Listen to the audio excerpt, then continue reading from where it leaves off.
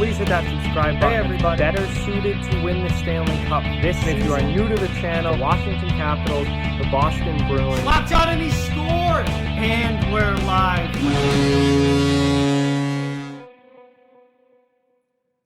Hey everybody, so we are back for another series preview, and in this video we're going to be talking about the Boston Bruins versus Tampa Bay Lightning matchup in the Eastern Conference. This is going to be a wild series. Every time these two teams play, it is A+ action, A+ hockey to watch. Both of these teams are two of the big powerhouses in the Eastern Conference. They're both incredibly good, talented teams, but they also are extremely physical teams. And when these guys play, it is big boy hockey. This is probably going to be my favorite series, maybe of the entire playoffs, just because I know the potential that's there for the hits, the fights, the scrums, maybe even a line brawl in there. These teams go at it when they play, and I cannot wait to see them get underway and what this series is going to be like.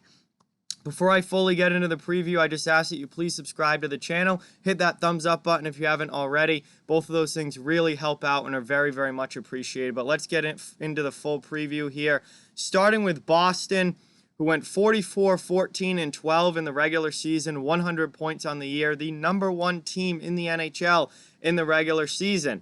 Then they went into the round robin and were terrible. Dropped all the way down to the 4th seed after not winning a game.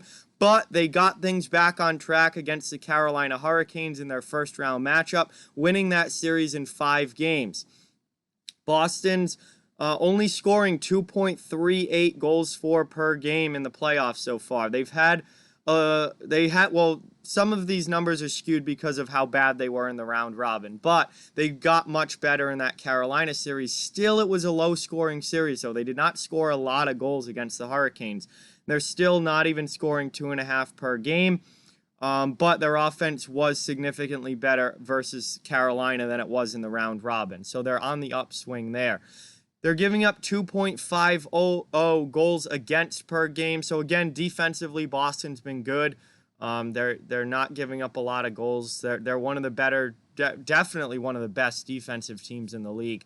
And even with Jaro Halak in goal, they have not lost since Jaro Halak has taken over the starting goal position after Tuukka Rask left the bubble. So that has not been an issue at all for the Bruins to this point.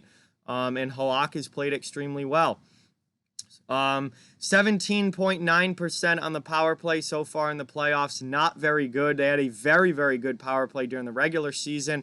It got off to a terrible start in the playoffs, but it did get better as that Carolina series went along. So, again, much like their offense in general, kind of on the upswing here. Not spectacular so far in the postseason, but good enough to get by the Hurricanes, and it's getting better as they've gone along. Penalty kill has been outstanding all the way through. Regular season, playoffs, they're 85.7% on the PK in the playoffs. They're one of the better penalty killing teams in the league. They're a team that plays extremely physical. They do take penalties. They can kill off those penalties, and having a great penalty kill allows them to play on the edge and play the way that they do. And that's a really big asset to this team, is the fact that they kill off most of their penalties that they do take. As far as their leaders in goal scoring, they have three players tied for the most goals on the team right now, and it's only 3 goals. It's Brad Marchand, David Krejci, and Jake DeBrusk, and they all have 3 goals, and that leads the team.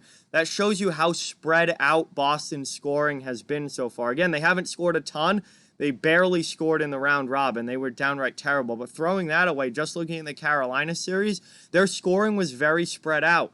They're a deep team. They can get goals from all 4 lines. They can get goals from the back end here and there. And we saw that in the Carolina series. There was not one dominant player. There was not one dominant line. It was every line chipping in a little bit. And now they have 3 players tied for the team leading goals.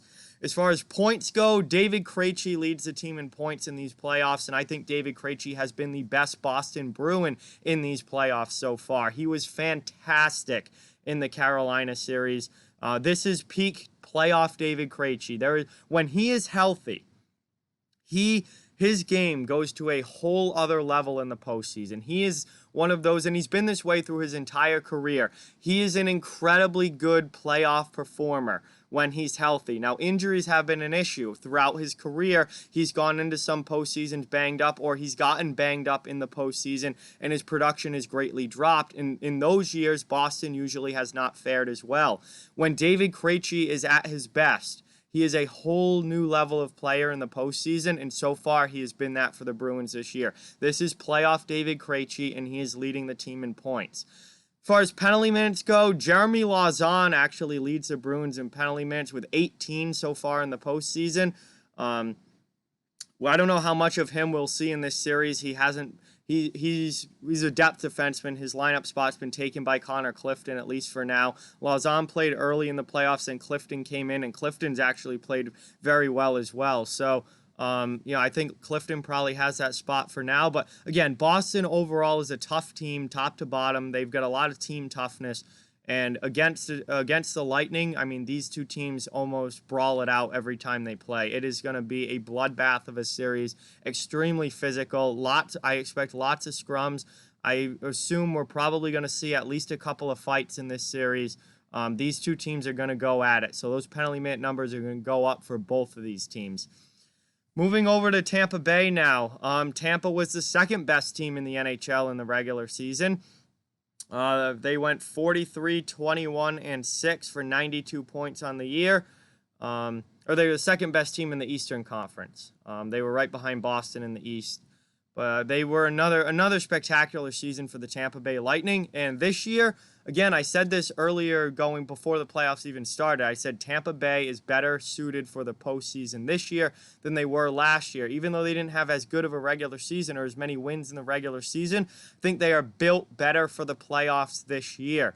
And they are showing it so far. They played very well in the round robin. And then they went in and beat Columbus in 5 games in the first round, avenging the loss last year.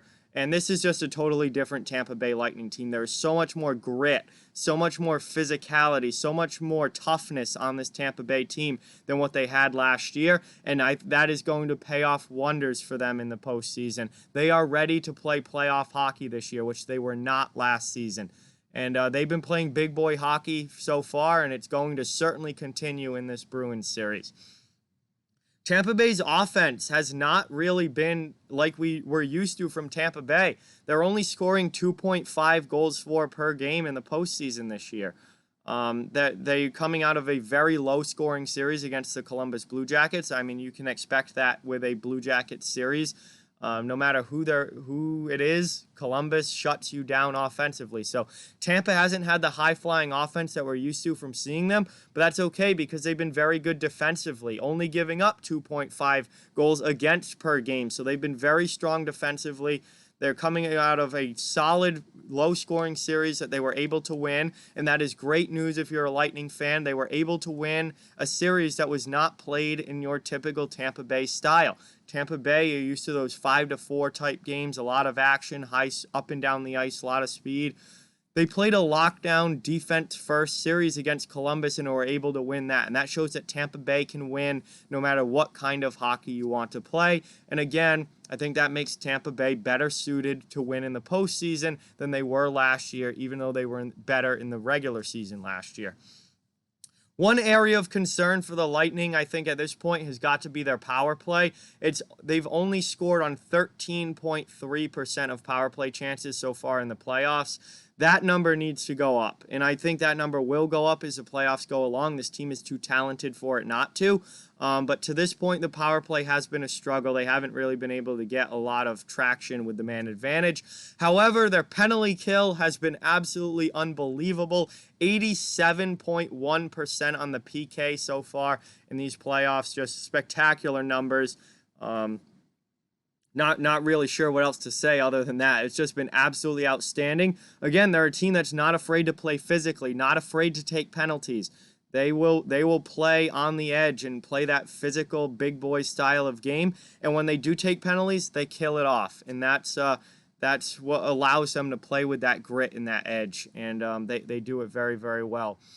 So far in the playoffs, Braden Point has absolutely been the best player for the Tampa Bay Lightning. He has 5 goals, which is leading the team, including, I believe now he has 2 overtime game winners now in that Columbus series. So Braden Point just really, really showing up in the postseason so far, and he has been Tampa Bay's best player, I think, to this point. He also leads the team in points with 10, so leading goal scorer and leading point getter, Braden Point this year. Name fits perfectly, I guess. He has just been absolutely outstanding for Tampa Bay, centering that top line with Kucherov and Palat. And their leading penalty minute getter so far has been Blake Coleman, with 17 penalty minutes so far in the playoffs. And I certainly fully expect him to be adding to that in this Bruins series. He's a good player that can score goals and be a 20-goal guy in the NHL, but he also is not afraid to play physically. He can really get involved in the rough stuff. He can drop the gloves when he needs to. And on that third line with Yanni Gourde and God, why can't I think of who else is playing on that line?